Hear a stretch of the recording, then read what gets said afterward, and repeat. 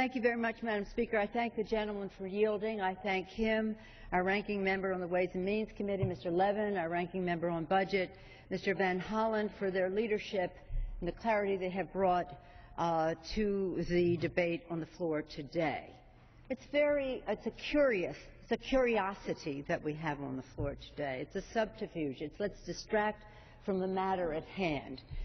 Madam Speaker, once again, as has happened too often in the last 2 years, we have come to the floor at a moment when our Republican colleagues are threatening the full faith and credit of the United States of America and putting the stability of our economy on the line.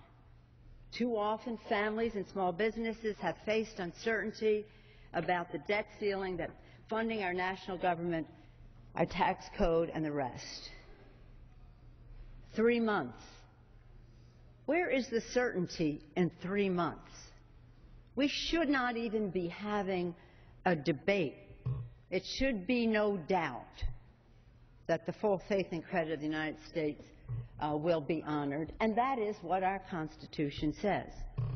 Too often, House Republicans have refused to acknowledge the negative impact of their action, choosing to return to the same tired, failed strategy, one that only serves to, again, weaken our economy and undermine our middle class. That track record must end.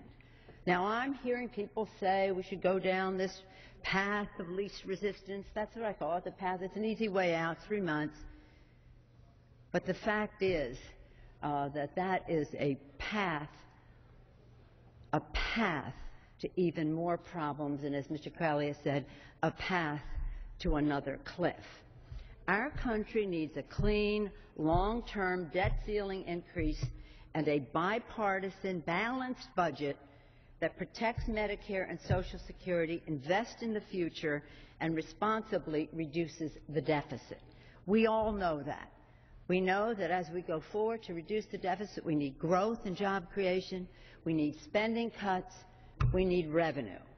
Democrats have already agreed to $1.6 trillion in spending cuts. Democrats have already agreed to more than $1 trillion in Medicare savings to strengthen Medicare and to protect beneficiaries and not to affect their benefits. Democrats and Republicans came together to avert the fiscal cliff and raise revenues by delinking the tax cut for the high end from the tax cut for the middle class.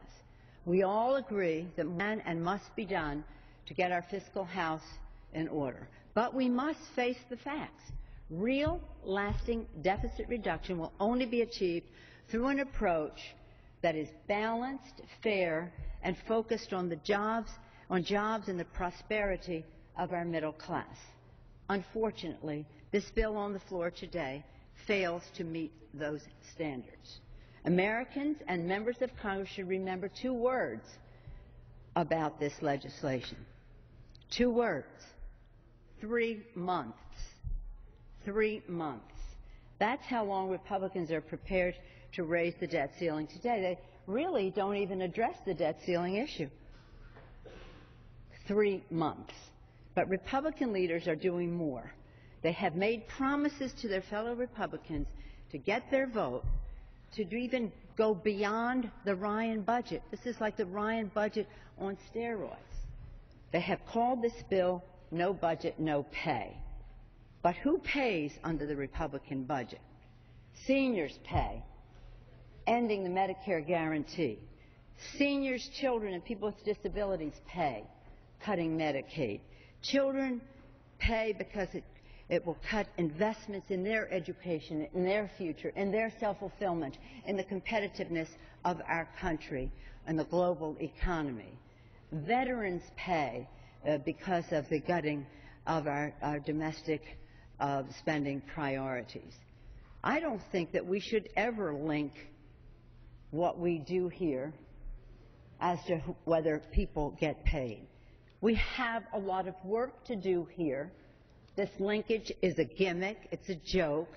It's not right. It's designed to put people on the spot and say, either you don't get paid, and in order to get paid, In order for members of Congress to get paid, you must cut benefits for seniors and their Medicare guarantee, Medicaid, and the rest. It's a false link. It shouldn't even be there in the first place, and it is wrong.